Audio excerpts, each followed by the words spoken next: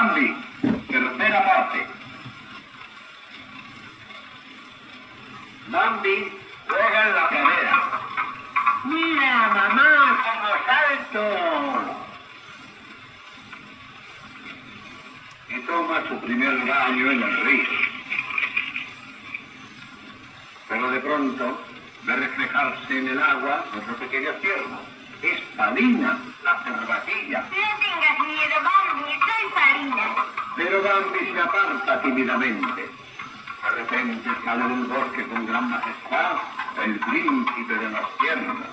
Bambi y Palina le contemplan atemorizados. El gran príncipe se detiene y contempla al pequeño Bambi, que ni siquiera se atreve a respirar. Y luego, subido en una alta roca, vigila la pradera.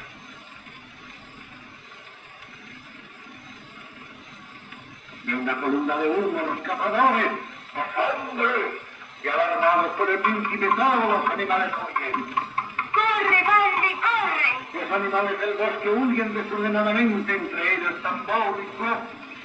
Gracias a sus ágiles patitas logran refugiarse en sitios seguros. Y entonces descansan tranquilos.